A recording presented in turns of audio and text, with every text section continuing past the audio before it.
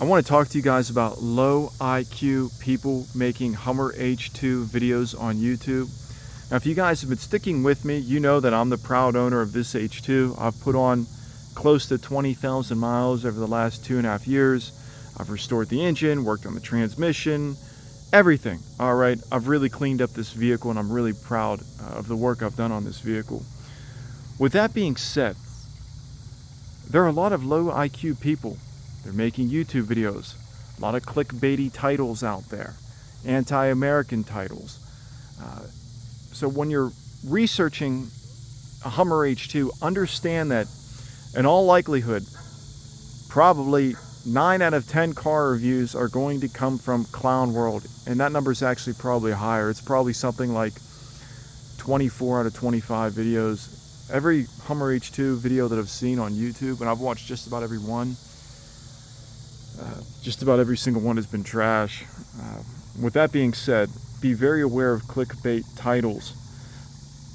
You know, what's interesting is I actually came across I don't even want to talk about it. I don't even want to bring it up in this video. I'm just going to bypass some of this just because it's so stupid, some of the things that are written online.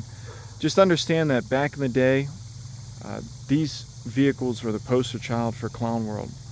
Today, it's Cybertruck has taken that over. Let this sink in. There are people out there who are willing to do 20 years plus in jail or possibly get killed just because they do not like the look of this vehicle or another vehicle on the road. Absolute insanity. So something that these people do as well as they compare, like this vehicle, you put the spare tire carrier on with my sound deadening, I'm probably pushing somewhere around 7,500. You put a couple bodies in it, you know, it's probably around 8,000 pounds when it's on the road when I've got the tire carrier on the rear. These people compare an 7,500, 8,000 pound machine to something like a Prius. Let that sink in, okay? Or they'll compare like a Hummer H2 to a Corvette. In my first video, I talked about some financial literacy stories that were all true and absolutely insane. And I thought about it a little more. One of the couples that I was thinking about, they spend probably about $8,000 a year on coffee. I mean, they slam that Starbucks stuff like it's going out of style. Sporting events, they probably spend somewhere around $5,000. I could be on the low side. A year just to go to football games, hockey games, basketball games. They spend probably somewhere between at least $10,000 going out to eat and drinks on the weekend. So literally, you're looking at like somewhere around $20,000 to $25,000. But yet they can't afford this vehicle. All right, they can afford $75,000 Jeeps, no big deal. So again, when it comes to taking advice, you really have to be aware, like, is the person giving me advice, are they financially literate? You'd be surprised how many people actually have money and are terrible with money. Absolutely insane. There's a lot of people who say owning this vehicle is extremely expensive. All right, let me tell you guys, wait till you get into high performance vehicles, okay? Ferraris, Lamborghinis, or hypercars, military equipment.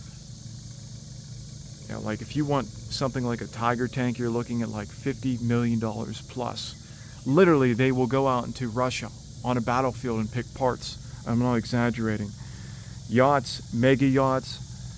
You want a yacht, $100 million. All right, mega yacht, $5 billion. So when you hear someone say, the Hummer H2 is expensive, all right, the Hummer H2 compared to literally, a $10 billion mega yacht. So, for me, I would say that's pretty expensive. And then the ultimate sign of being a G is being able to raise an army, all right? One of the things that I've read online when it comes to this vehicle and a lot of reviews is that you're going to be spending a lot of time at the pump. I typically fill up usually every 200 miles, okay, just to keep the fuel pump cool from overheating. I'm in and out within 5, probably 8 minutes max. All right, I usually go inside, go to the bathroom, maybe grab something to eat, order something at Sheetz. By the time my food's done, I walk outside, H2's filled up, I'm good to go. One of the, I'm laughing because it's so ridiculous. One of the comments that I've seen multiple times in reviews from like apparently like official reviewers is they talk about the Hummer H2's 0 to 60 time and the quarter mile time. These people are literally comparing an 8,000 pound beast to 8,000 pound beast, okay, to a Corvette. I'll tell you guys, the H2, it gets up and goes. I don't have an issue merging. I actually often find myself speeding in the vehicle.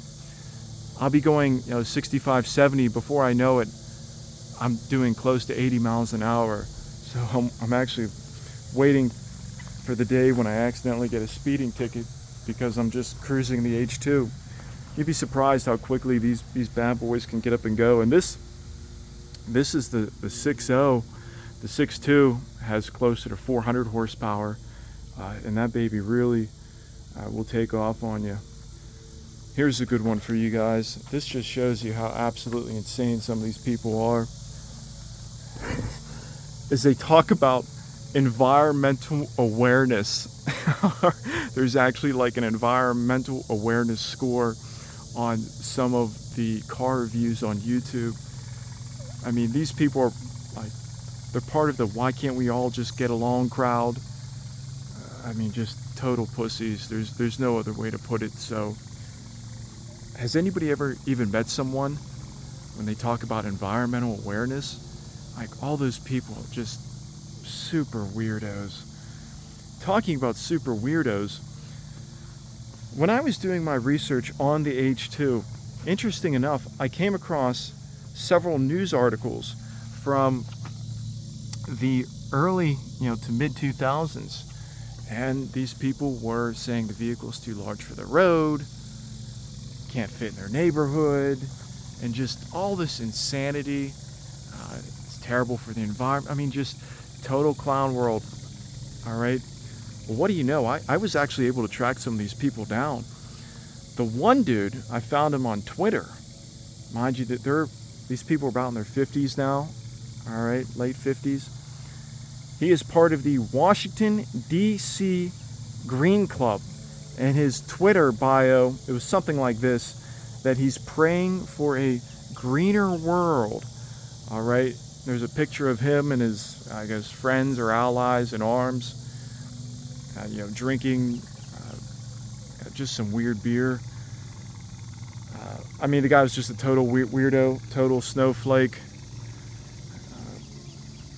There was actually a woman, and I was able to track her down just to see what, and she ran a forum, and it was just total negativity. Anything American was bad. Anything or any large vehicle was bad. Anything masculine was bad. I mean, she was just a crazy feminist, hated men, hated life, hated herself. It was pretty sad, actually, to say the truth. So,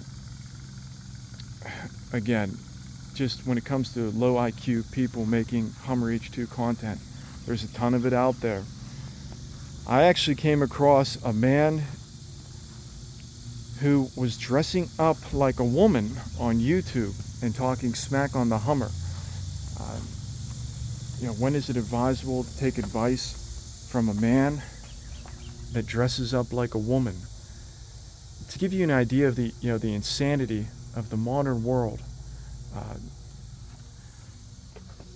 there are people out there who actually support men competing in women's sports. All right, so again, the level of insanity that's out there when it comes to car reviews and just people in general is absolutely insane. And these are the people that are all over the internet. So crazy. Here's a good one. I came across a guy on YouTube. His name's Doug. Apparently this guy is really popular in the car community on YouTube. I don't know. But he made a video on the Hummer H2. It was like 20 minutes, and he just made fun of the vehicle the whole time. It wasn't even a review of the vehicle.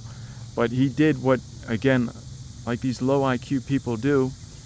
They make fun of the vehicle. They don't have the ability to see the, the beauty in the lines, the creativity within the vehicle. Just what an incredible piece of artwork it is. So what people don't understand, they hate or they make fun of. I don't understand someone's religion, therefore it is bad or incorrect. So that culture of not understanding somebody's religion, it pours over into anything in life, and with cars they just make fun of it. All right, anyway, the video got tens of millions of views. This guy has millions of subscribers, and you look at him, there really isn't anything that inspires confidence. I mean, the guy looks like he's never hit a weight room. His clothes don't fit him. He kind of looks like the guy that the jocks would beat up on in high school, like some dude in the band who just gets beat up. So what do you know? Who knows? But some of the things that this guy said were the vehicle's outdated. Now this vehicle, guys, as of July 2025, is absolutely beautiful. Poorly built. Again, I've talked about that. Several owners have taken these vehicles to 300, 400, 500, 600,000 miles plus. There's one guy who, in all likelihood, he's going to crack 1 million miles in a few years. He says they are ridiculously styled. Again, the Hummer H2 is nothing short of just a beautiful piece of artwork. He talked about how they're inefficient and slow. So, again, you can just tell this guy's just filled with negativity. There's nothing positive, about him. So whatever. But it just shows you that like somebody like that is massively popular on YouTube. Again, absolutely insane. Just about every Hummer H2 review has been filled with inaccuracies. None of these people actually do their homework. They don't even read the owner's manual. They just repeat the media sound bites. So again, if you're somebody out there who wants to own one of these vehicles, watch my videos and then do your homework, and I promise you'll be like, oh wow, that guy Yellow Blue H2, he was right.